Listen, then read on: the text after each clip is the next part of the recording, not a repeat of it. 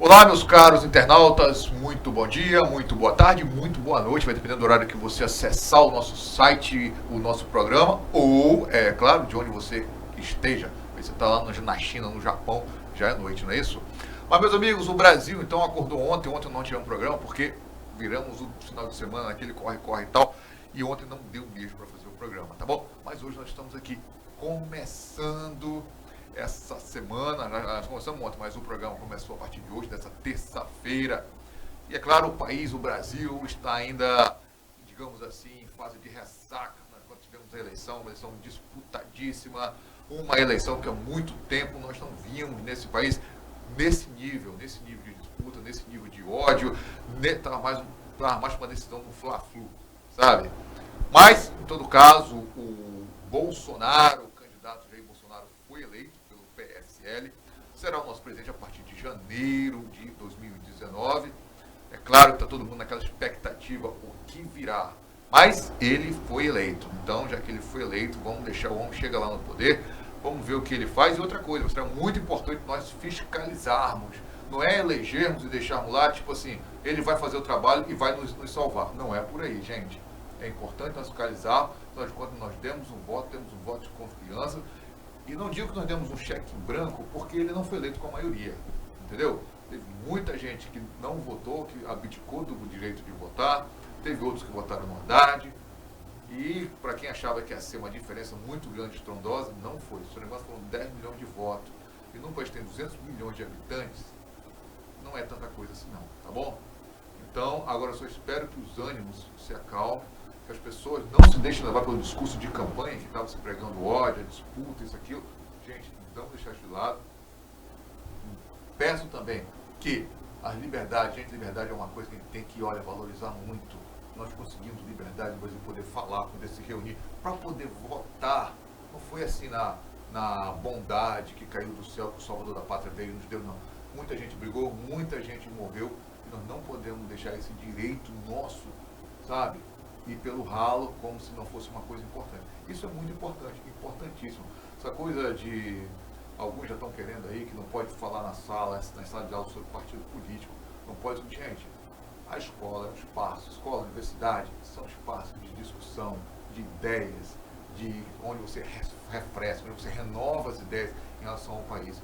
E quando me vem essas pessoas aqui pregando que não se pode fazer isso, que tem que ter escola sem partido, isso é muito perigoso mesmo. Mas, enfim, eu quero que você pense, que você reflita, e que participação popular é a essência da democracia. E não só na hora de votar, mas em todos os sentidos.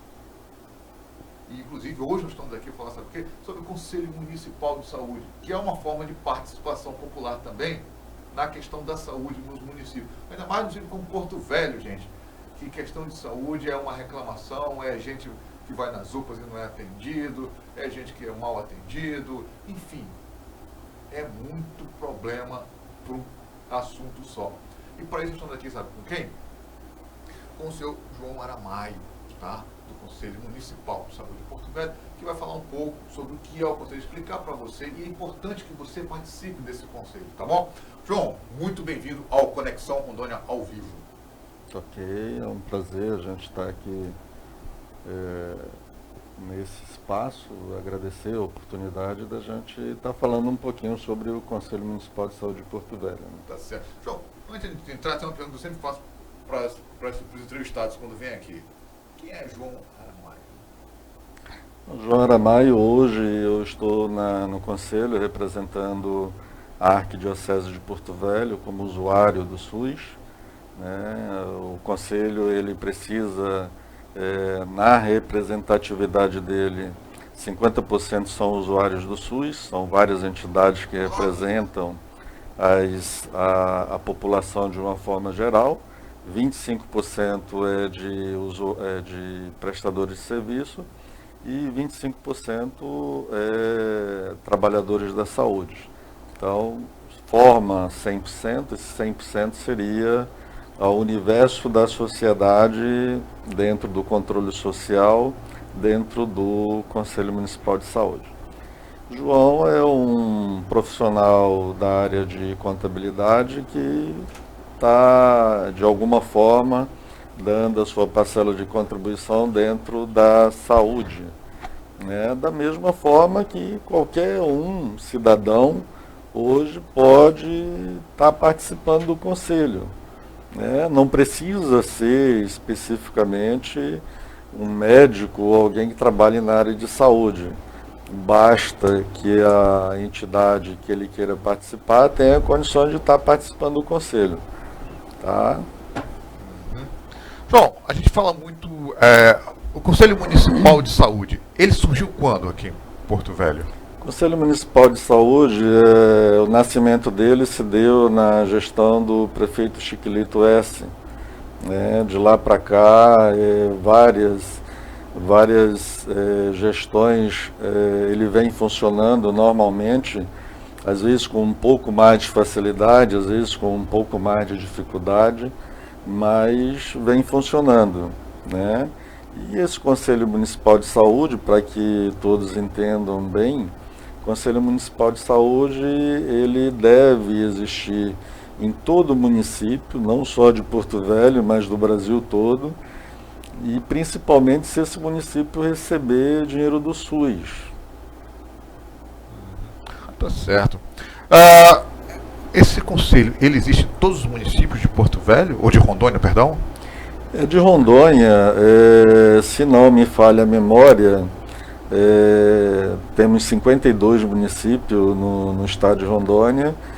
Não tenho certeza se os 52 têm, por questão de estrutura, às vezes de tamanho do município, né? E a participação da sociedade às vezes não se faz tão representada. Alguns municípios estão funcionando com uma certa dificuldade de representatividade da sociedade. Agora, o principal mesmo, que seria importante, é que a população, de uma forma geral, tenha consciência da importância da participação no Conselho, não só da participação, no sentido de tocar o Conselho no dia a dia, mas de estar participando do Conselho no dia a dia, mesmo que não esteja participando de nenhuma entidade que esteja dentro do Conselho. Todas as reuniões do Conselho Municipal de Saúde, em qualquer município do Brasil, ela é pública. E nós damos publicidade de tudo isso daí, transparência de tudo isso daí na página do Conselho que a gente tem no Facebook. Agora, como que as pessoas podem fazer para participar do Conselho? E quando é que ocorrem as reuniões de vocês? Essas reuniões em Porto Velho, cada município pode escolher a melhor data. Porto Velho, a gente escolheu toda primeira quinta-feira de cada mês. Nós temos a nossa reunião ordinária. Por quê? A lei federal exige que cada conselho tenha, no mínimo, uma reunião mensal. E seria, teoricamente, a reunião ordinária. Toda primeira quinta-feira inicia-se a reunião às 8 horas e é pública. Qualquer cidadão pode participar. Se ele quiser participar das discussões, ele precisa pedir à mesa diretora, mas com certeza ele será franqueada, porque é o espaço que a população tem para reclamar perante gestão.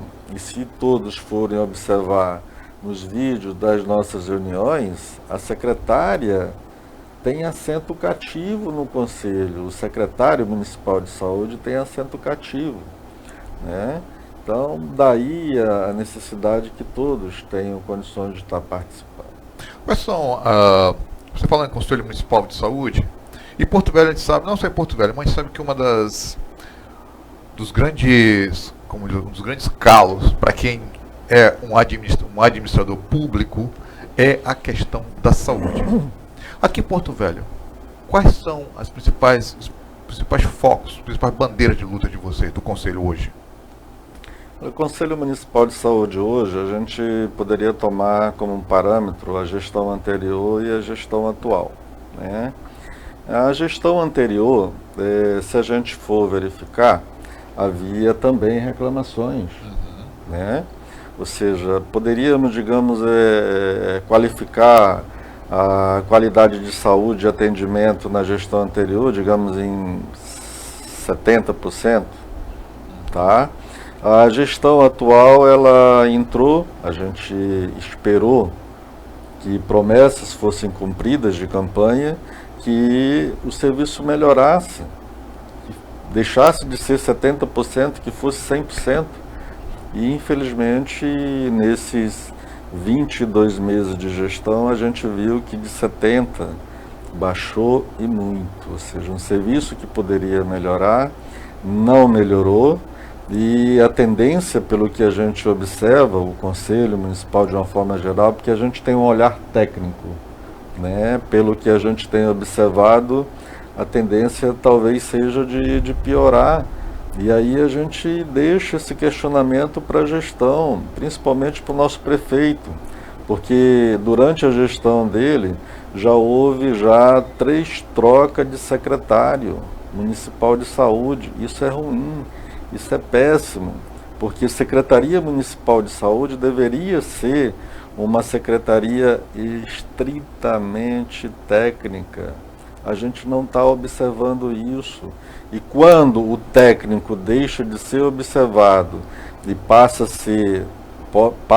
se dar preferência a outras formas de gestão, a gente está vendo o que está vendo. Como é a relação hoje do Conselho com a Prefeitura Municipal de Porto Velho? O Conselho ele tem uma relação institucional com a Secretaria Municipal de Saúde e com o prefeito, né? Essa relação institucional, a gente, como eu mencionei antes, a gente tem um olhar técnico, né? E dentro desse olhar técnico a gente está observando o que manda a legislação, né? Então, todo momento em que o Conselho detecta alguma coisa que não está dentro do que a legislação manda, tecnicamente o Conselho é obrigado a orientar a gestão para que ela tome alguma providência. Em não tomando as providências que o Conselho recomenda, na grande maioria das vezes, o plenário do Conselho recomenda que seja feita a entrega de denúncia aos órgãos de controle e fiscalização. João, recentemente não, esse ano ainda, no início desse ano, até metade desse ano, houve toda uma polêmica em relação à implantação das organizações de saúde para gerir a saúde pública aqui do município de Porto Velho. Houve um alvoroço, as entidades se posicionaram. Qual foi a posição do Conselho e qual a opinião do Conselho hoje em relação às OS? O Conselho Municipal de Saúde, como eu já mencionei antes, tem um olhar técnico. Nós temos uma nota ao público na nossa página no Facebook, em que a gente se posiciona, tá? Tecnicamente, o Conselho Municipal de Saúde não recomendou que o prefeito contratasse OS, mas não recomendou porque a gente não queria serviço terceirizado. Não é exatamente isso, porque o Conselho observou, primeiro, que não foi feito nenhum estudo. A gente solicitou que esse estudo de levantamento fosse feito para verificar se compensava contratar terceirizados ou não. Esse estudo não foi entregue para o Conselho. Uma das outras alternativas que a gente teria, haveria alguma economia para o município com relação à contratação dessas OS, ou seja, vamos olhar o lado econômico. Se o município tem, digamos, X valor para gastar com saúde, e esse valor hoje é gasto, mas num serviço terceirizado a gente vai gastar mais, então fatalmente esse valor que é gasto a mais num serviço terceirizado que poderia ter sido contratado, ele vai fazer falta em algum canto, vai fazer falta na compra de um medicamento, vai fazer falta na hora de contratar um profissional da área de saúde, e o Conselho não recomendou. Para ajudar tudo isso, pouco tempo depois que o Conselho expediu essa nota ao público, vários órgãos, Ministério Público de Contas, Ministério Público do Estado, Ministério Público do Trabalho, também recomendaram ao prefeito para que não fizesse contratação de OS. Quando vocês recomendaram que não fizesse a contratação de OS, foi baseado em quê? O Conselho, quando ele fez essa recomendação, a gente verificou que, primeiro, não haveria uma melhora significativa da saúde, tá? E segundo, não haveria nenhuma economia para o município, tá? Então, baseado nisso, ou seja, provavelmente, possivelmente a saúde talvez fosse piorar, provavelmente, talvez sim. Haveria um gasto maior? Provavelmente sim. Então, se a saúde não vai melhorar e vai gastar além do que está sendo gasto, o Conselho jamais, tecnicamente, ele deve concordar. Na época, o prefeito usou como exemplo as OS em Goiás, em Goiânia. O que vocês encontraram em relação a essas OS em Goiânia?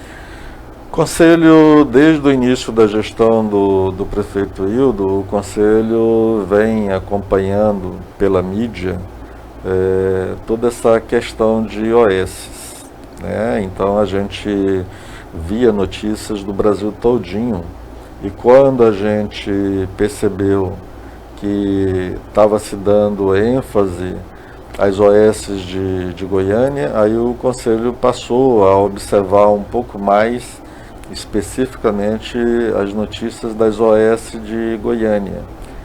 Todas as notícias que a gente tem de OS a nível de Brasil, nenhuma delas, raríssimas vezes, vão ser favoráveis. A grande maioria, provavelmente 98%, não é recomendável contratação de OS. Exemplo disso a gente tem no Rio de Janeiro, e tem lá um ex-governador preso justamente por contratação de OS no estado do Rio de Janeiro. E o Rio de Janeiro hoje é uma vitrine para quem quer conhecer um pouquinho o que é contratação de OS. A saúde do Rio de Janeiro, do município do Rio de Janeiro, está um caos, né? Goiânia, ela não ficou muito diferente do que a gente observou nos outros estados, nos outros municípios.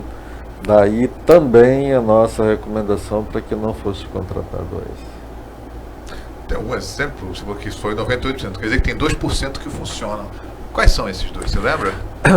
Em São Paulo tem várias contratações de OS, né?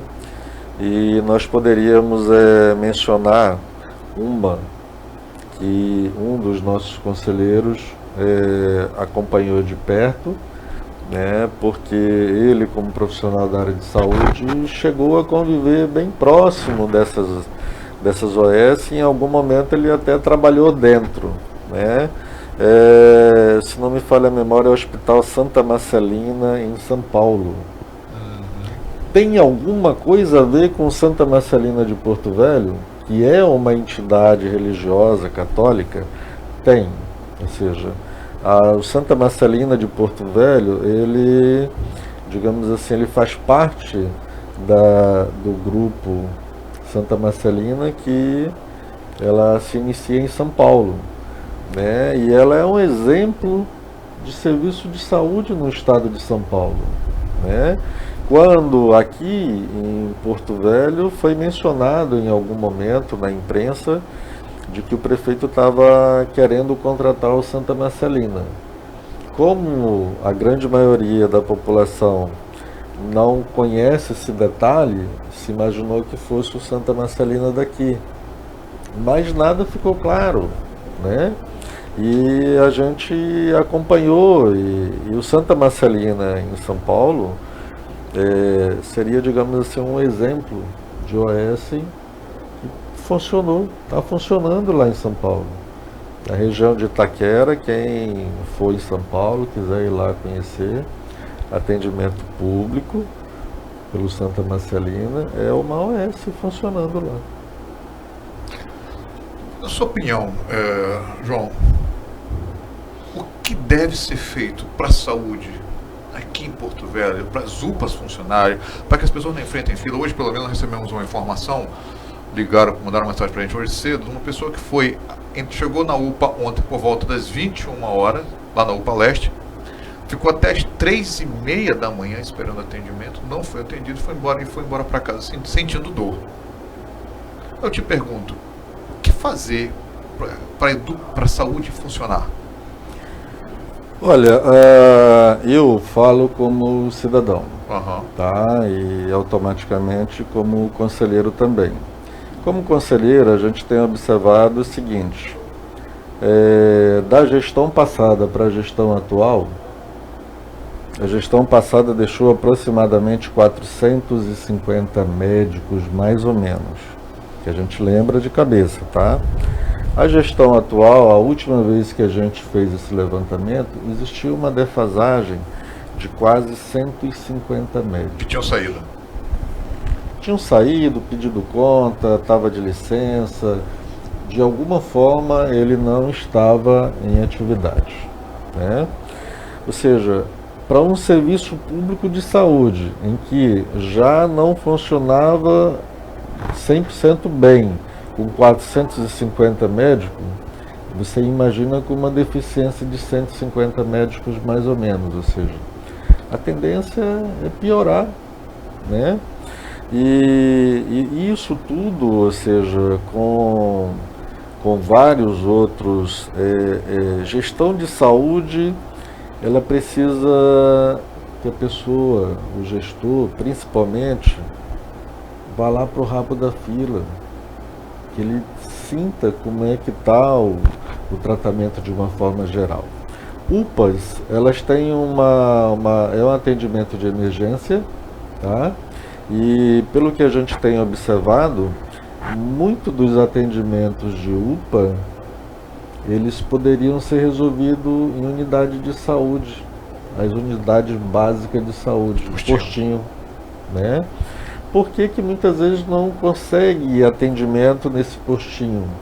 Porque existe um sistema de marcação de consulta que a gente não consegue entender também por que está funcionando daquele jeito. Ou seja, nós já fizemos algumas sugestões de alteração nesse sentido e de repente a gente tem esperança, já estamos há 22 meses dessa gestão, que de repente uma hora mude isso, né?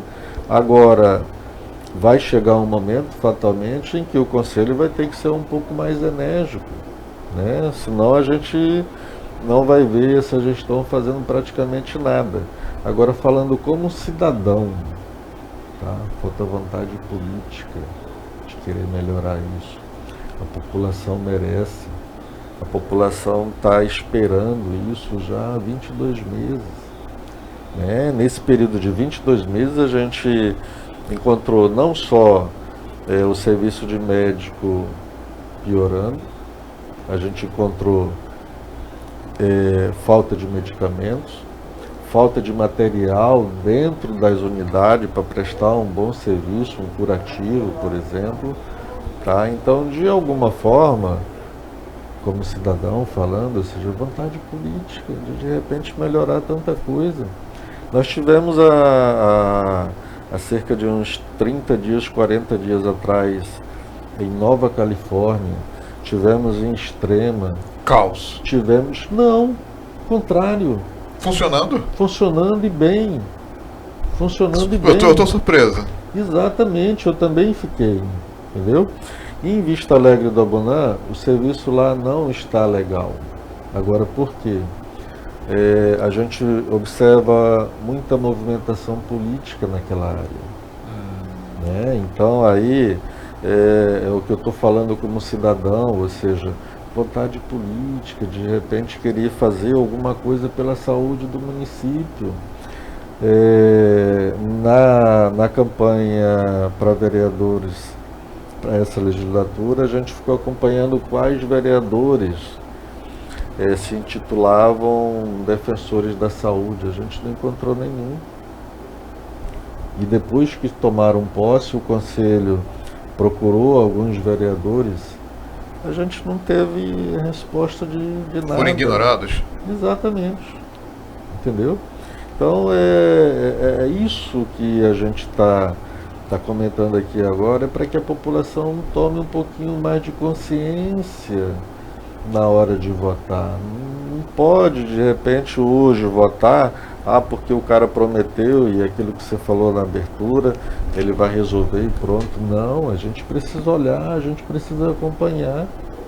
Né? E eu, como cidadão, eu digo, falta vontade política de melhorar. Não custa nada. Pois é, então você aí, vereador, que eu sei que tem muita gente que assiste o programa, muitos assessores de vereadores, isso é uma reclamação que eu acho muito séria. O Conselho Municipal de Saúde está sendo ignorado pelos nossos representantes na Câmara dos Vereadores. Isso é algo que eu acho que tem que ser, necessita ser corrigido o quanto antes. Essa relação Câmara de Vereadores, Conselho Municipal de Saúde tem que ser mais estreita, mais próxima. É necessário. Saúde é um assunto que todos os dias temos reclamações aqui. Todo dia, gente. Se eu mandar agora, pedir para o repórter ir lá no Ana Adelaide, lá na UPA Leste, eu tenho certeza que for conversar com a população, vai ter gente reclamando. Certo? Muita reclamação é demais? Talvez. Mas a maioria dessas reclamações faz sentido. Certo? Então eu peço a você, meu caro vereador que está aí, o assessor de vereador que está nos assistindo, vamos procurar o conselho, gente. O conselho, essa relação precisa ser estreitada. Isso é saúde, isso é vida, tá? Então, deixa o nosso recado aí. E você que está aí nos assistindo, manda tua pergunta, manda o teu questionamento também, que ele é muito, mas é muito bem-vindo mesmo. Agora, a gente falando que Conselho Municipal de Saúde e Prefeitura são dois pontos que andam juntos na nossa conversa, né? Com certeza. Tem algum ponto que a Prefeitura de Porto Velho acertou em relação à saúde? Olha, na visão do Conselho, a visão técnica, né? E a gente, quando faz essa visão técnica, a gente precisa ser crítico. Claro. Né? Até o momento, não. Não, nada. Até o momento, não. Infelizmente. Por quê? Se alguma coisa tivesse acontecido de bom, eu vou te dar um exemplo. A região, a Zona Leste, né? A gente ouve, o foco principal ali de reclamação é a UPA Zona Leste. Existem algumas unidades reclamação ali também. É confusão, né? Exato. Por exemplo, José Adelino também, né? Poderia estar dando um suporte à UPA Zona Leste. E naquela região, tem 3 unidades de saúde construídas e estão lá sendo depredadas. Na Zona Leste? Zona Leste. Você sabe o nome dessas unidades? Flamboyant, Três Marias, Socialista. 3 unidades de saúde. Flamboyant, Três Marias, Socialista, né? Exato. Agora, a nível de município de Porto Velho, nós temos mais 2 unidades que estão construídas e estão sendo depredadas, com exceção de uma. Estão lá abandonadas? Estão fechadas e entregue ao Deus dará. Nós temos uma UPA, a estrutura dela é de uma UPA em Jaci, Paraná, que está lá sendo depredada também. A única unidade que não está sendo depredada é em Joana d'Arc, assentamento Joana d'Arc. Por quê? É um assentamento e é uma localidadezinha pequena, praticamente não existe vândalo lá. E a unidade está dentro do mato. Do tamanho da UPA Zona Leste aqui, ela só tem um vidrozinho quebrado. Mas também não sabe por quanto tempo vai ficar assim, né? Puxa vida, são unidades que poderiam estar funcionando. né? E começo do ano, acho que você talvez tenha acompanhado as notícias da imprensa de que estavam inaugurando várias unidades habitacionais para a Zona Leste, iam levar mais de 5.000 famílias para lá. Ou seja, 5.000 famílias que vão... Quase 30 mil pessoas. Exato, é uma quantidade de população que vai para uma determinada área da cidade, ou seja, Zona Leste, que vai tornar pior alguma coisa que já está ruim, né? E o que a gente vê sendo feito nesse momento? É culpa de planejamento do município? É culpa de planejamento do Estado? Também porque tem unidade que não é só do município, é do Estado também, né? Então, nesse momento, poderia o município sentar com o Estado ajudar o município a fazer essas unidades funcionarem? Pode. Não é aquilo que eu falei como cidadão, vontade política, né? Município chegar, ou seja, quando você vai aprovar esse conjunto habitacional, ou seja, tem todo um projeto, né? E pela legislação, esse projeto está lá. Vai analisar o projeto, tem delegacia, tem escola, tem creche, tem posto de saúde, como é que está o transporte, tudo isso é olhar. Aprovou o projeto, o Ministério das Cidades manda dinheiro para o Ministério da Saúde, manda dinheiro distribui o dinheiro para que seja criada essa estrutura. Hoje, provavelmente na Zona Leste, esses conjuntos que foram criados para aquela zona ali, provavelmente hoje não tem as unidades de saúde que seriam necessárias, não tem. Ou estão abandonadas, né? Ou estão abandonadas, entendeu? Então, tudo isso é preocupante, porque o que aconteceu com o planejamento? Isso aí é obrigação do Conselho? Não, é obrigação da Prefeitura. Prefeito que nomeia seus secretários.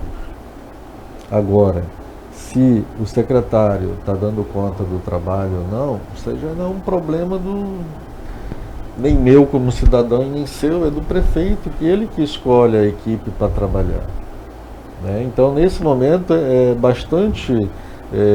a gente vê com bons olhos a população hoje não cobrando do secretário, mas cobrando do prefeito, que é o correto. Ou seja, e ele já mencionou em algumas entrevistas que o problema de saúde do município não é dinheiro, é gestão, né?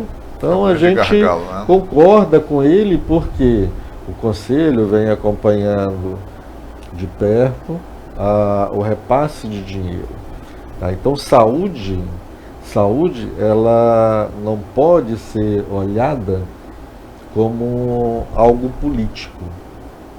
Não. Saúde, ela tem que ser tratada como uma política de Estado, não como uma política partidária. Por que política de Estado? Porque um percentual do valor das receitas federal é distribuída para os estados e para os municípios. O município, ele tira 12%, não, 15% do que ele arrecada para ser gasto com saúde, independente de quem está lá na prefeitura, tá?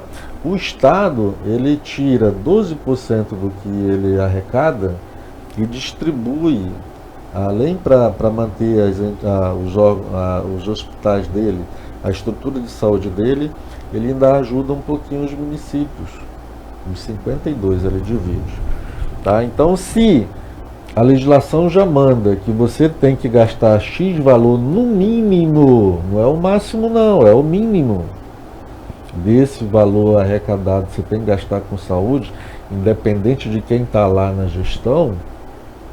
Puxa vida, então é política de Estado. Agora, se você trabalha bem a política de Estado, é lógico que de repente você pode usufruir do benefício político de tudo isso.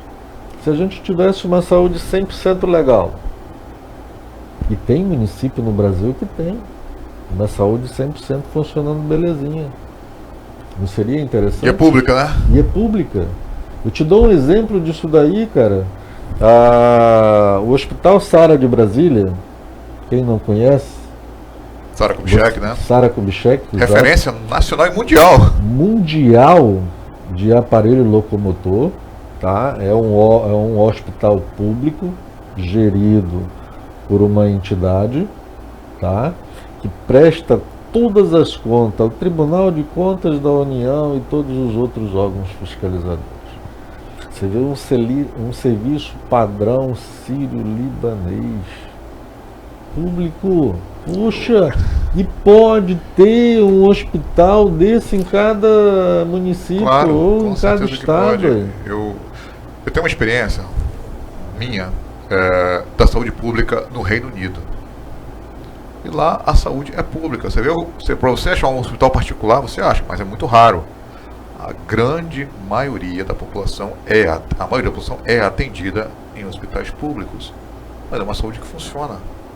Aí a pessoa fala assim, mas aqui no Brasil não estão preparados para isso. Claro que estamos, podemos chegar ao nível deles, gente. Basta querer. O dia que todo mundo olhar a saúde como uma política pública de Estado. É necessário ser de Estado. Né? Entendeu? Então, a partir do momento que eu estou como um gestor de uma Secretaria de Saúde, e eu tenho a visão que é uma política pública de Estado que precisa ser colocada ali dentro, eu tiro a parte política de dentro, você vai ser gerente de uma unidade pelos seus méritos. Não pelo apadrinhamento. Tipo, extrema. Cara, eu fui lá na unidade, eu digo, puxa vida, e lá está sendo tratado como uma política de Estado lá. A diretora de lá é funcionária de carreira do município. A coisa funciona que é uma maravilha, ou seja, tem problema estrutural na unidade? Tem. E ela não pode resolver, quem tem que resolver é a CEMUSA. Ou seja, mas fora isso, ou seja, a pobre se vira nos 30 para de repente conseguir fazer a coisa 15, funcionar. Legal, cara, entendeu? Ou seja, já em Vista Alegre do Abunã, que a cidade lá parece um faroeste, né, ela não consegue porque, além dela ser nova, tem ingerência política. Uma ingerência política lá dentro que é um troço infernal. Ninguém ganha, né? Ninguém ganha e nem a população ganha. Tá certo. João, com certeza, como eu sempre falo, a gente aqui são assuntos, ainda mais sobre saúde, que teremos muito tempo para conversar, para tocar em todos os pontos necessários, tá? Mas acho que esse primeiro momento foi muito válido, eu te agradeço muito, infelizmente nós temos questão do tempo aqui. Eu queria que você deixasse suas considerações finais e chamasse a população para participar do Conselho Municipal, ok? Bom, Ivan, o Conselho Municipal de Saúde agradece você ter cedido esse espaço aqui para o Conselho, para que a população conheça um pouco mais o que é Conselho Municipal de Saúde. Tá? Neste momento a gente quer aproveitar e deixar registrado aqui que estamos com as inscrições abertas para as novas entidades, tá? Se você tem alguma entidade, uma associação de bairro, uma associação de classe profissional e quiser se inscrever no Conselho, as portas estão abertas, né? Se você não participar nesse primeiro momento, você pode participar, ficar inscrito e ficar numa reserva, que fatalmente logo deve ser chamado para participar do Conselho. O Conselho está de portas abertas, a hora que vocês quiserem, a gente está aqui à disposição. Tá certo, nós aqui do Rondônia ao Vivo também, as portas estão abertas para vocês sempre que necessário, tá bom? E vamos com certeza estreitar essa parceria nossa com vocês, tá ok? Amém.